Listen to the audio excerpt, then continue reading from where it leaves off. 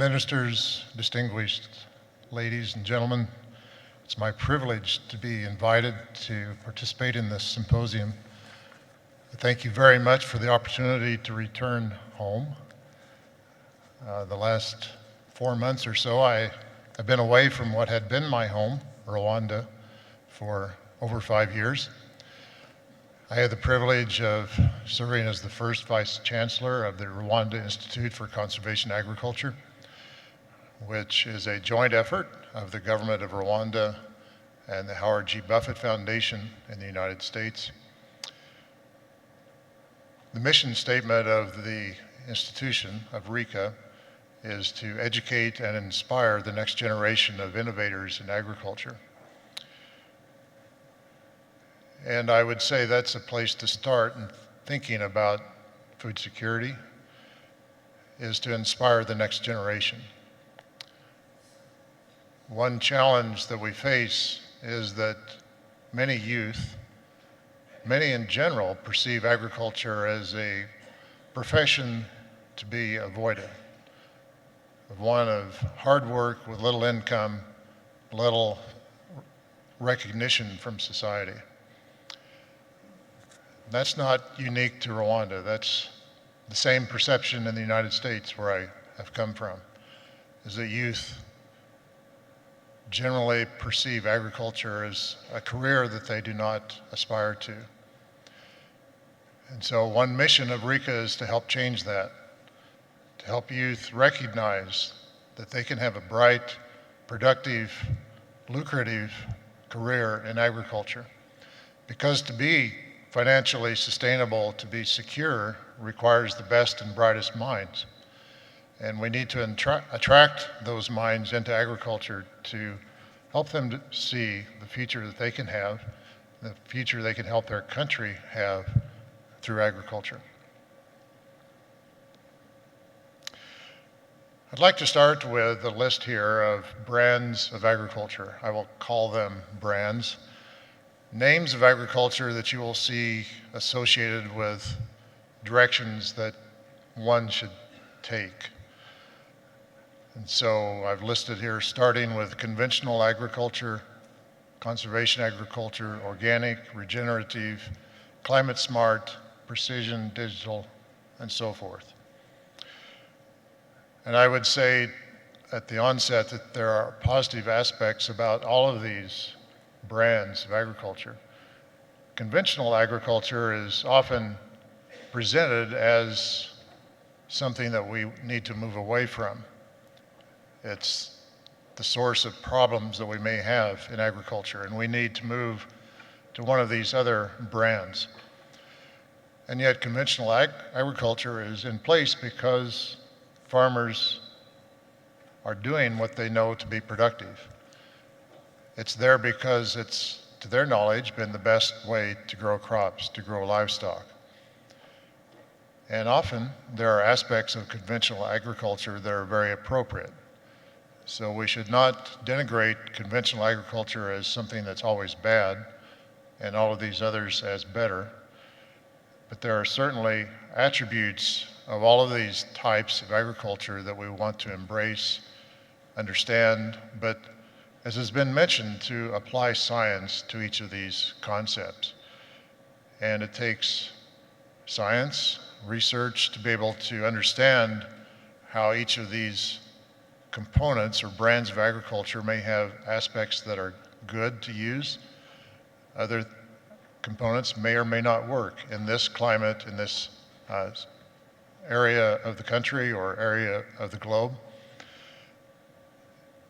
We need to be able to discern how to pick and choose which practices are appropriate for a given farmer, for a given region, for a given country, and adopt and encourage those.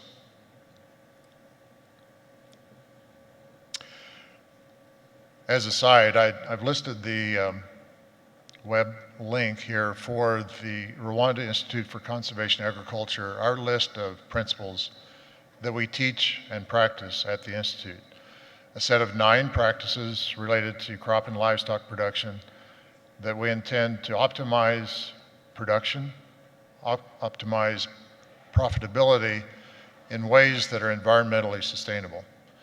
and our practices and approaches that we believe are good foundations for agriculture in Rwanda.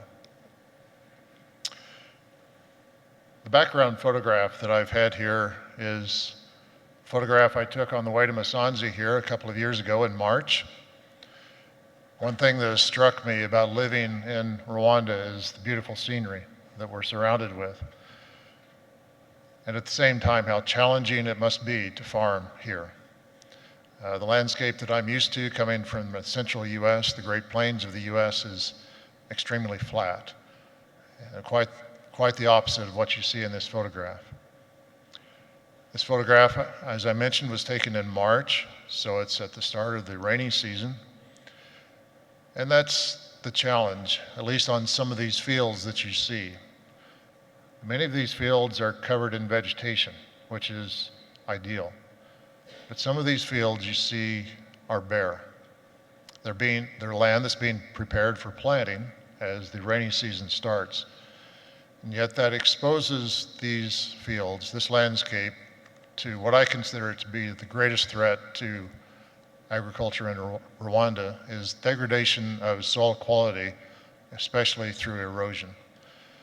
So on heavy rain, while these soils are exposed and uncovered, unprotected, can remove many decades of soil, as soil has been produced through natural processes, and forever in that farmer's lifetime reducing the productivity of that land.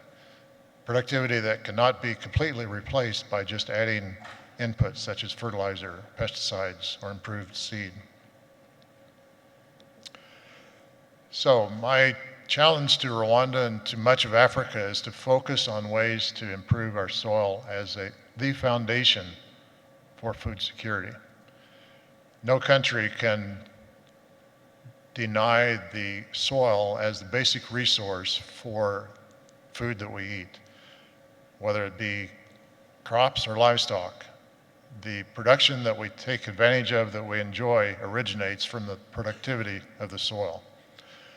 Along with that then has to come access to high quality seed, availability and affordability of the appropriate fertilizers, dealing with issues such as post-harvest loss. But it all comes back to considering the soil as the basic foundation for productivity and security of the food that we eat. So from my institution's perspective, and mine as a soil scientist, the adoption of conservation practices that can help protect and enhance the quality of soil are foundational to what we need to consider. But then also access to emerging technologies, things that we see that are becoming widely adopted in North America and Europe, we do not see in Rwanda. I have on this slide some photographs of what is fairly typical production equipment in North America, where I now do research and teach. I'm not suggesting that these pieces of equipment would be appropriate to Rwanda. What I am suggesting is that the underlying technologies and principles that allow us in North America and Europe to adopt precision agricultural technologies should have a place in Rwanda and Africa. And much of that has to do with data. The access to the generation of high quality data, protection of that data, use of data to be able to make informed decisions so that you will increase the production and profitability of the farm that you operate. Now these pieces of equipment are appropriate to large landscapes, to non-hilly terrain, not at all appropriate to Rwanda, but they are part of what is being adopted in the United States and many European countries as part of the brand of agriculture called precision agriculture. So how does that translate to Rwanda? This farmer in Gashora, just north of the campus of the Rwanda Institute for Conservation Agriculture, is a very typical smallholder farmer in Africa. She's preparing her land for planting. Here at the onset of the rainy season, most of us would not consider her to be a precision farmer. And yet, I would say she is in many ways. What she is capable of doing is knowing her land. She farms a small enough land area by hand that she is intimately familiar with her farm.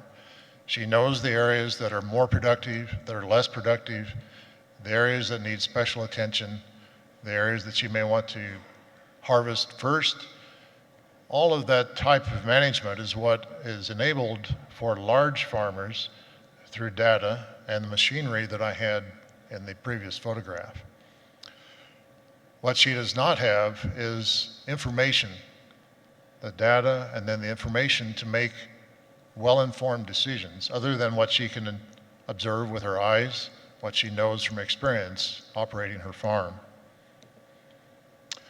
So what I would suggest for Rwanda as a foundation is to focus on soil quality, to adopt conservation practices such as no-tillage, crop rotations, use of appropriate economically driven inputs to protect soil from erosion, using these practices in ways that are profitable and environmentally sound.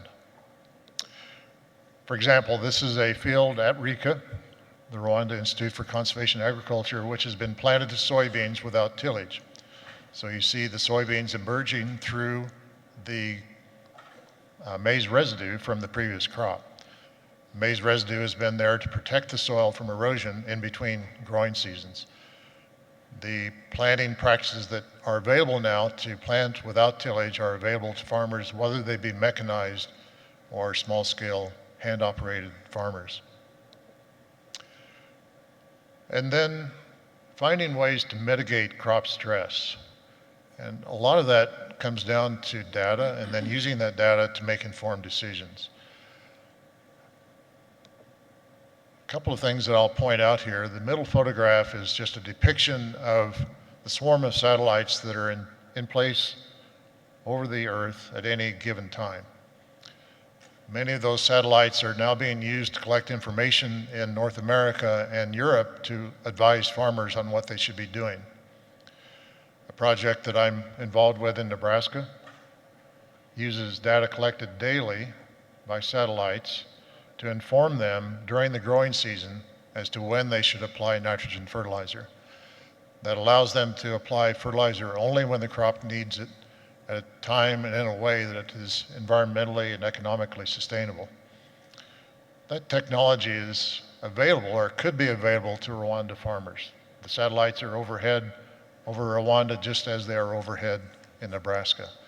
And yet there is very little, if any, use of that information.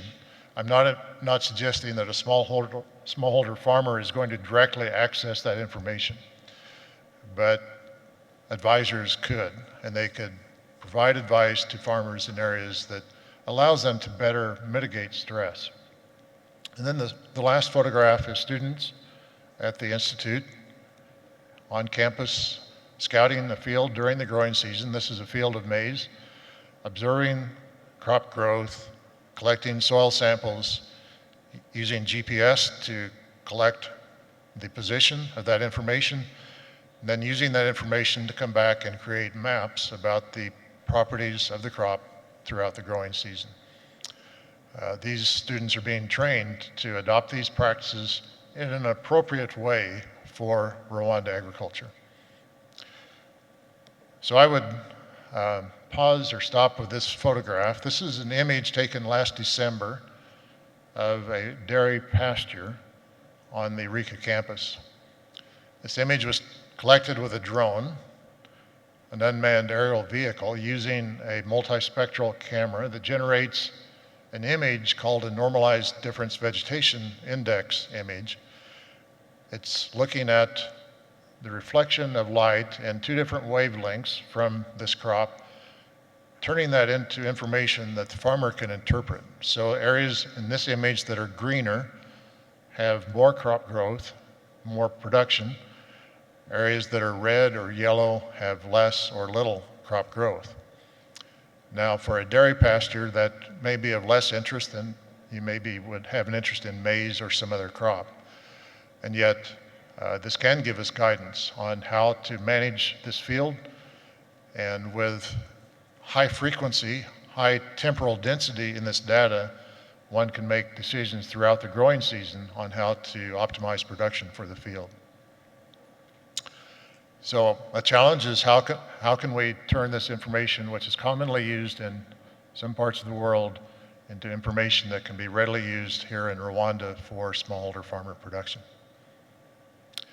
Thank you, and I'm looking forward to the discussion. Very interesting last image taken with a drone. What we've heard a lot of in the previous panels has been the need for cooperation between the military and other sectors to deal with climate change, to deal with the energy crisis, etc.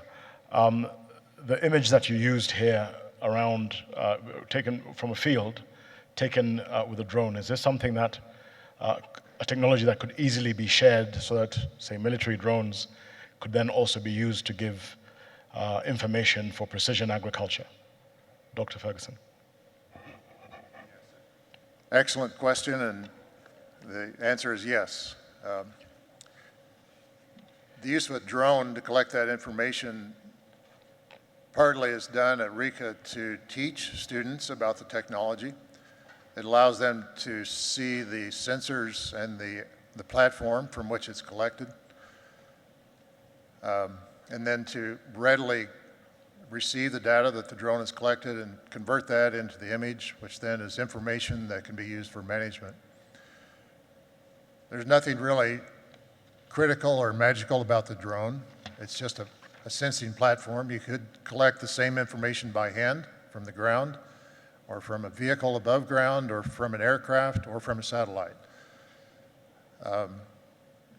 Drones have gone through a transition phase in the US where initially they were used to scout fields for stress, like I've illustrated here. And practitioners have recognized that the land area that needs to be covered and the area that needs to be covered in an appropriate amount of time is challenging with a drone. So it's common now to see users of this technology moving to satellites instead of drones. But the underlying technology is the same. It's the idea of collecting information that relates to crop stress during the growing season, and then responding to that stress to the season to correct the situation. Super, thank you very much.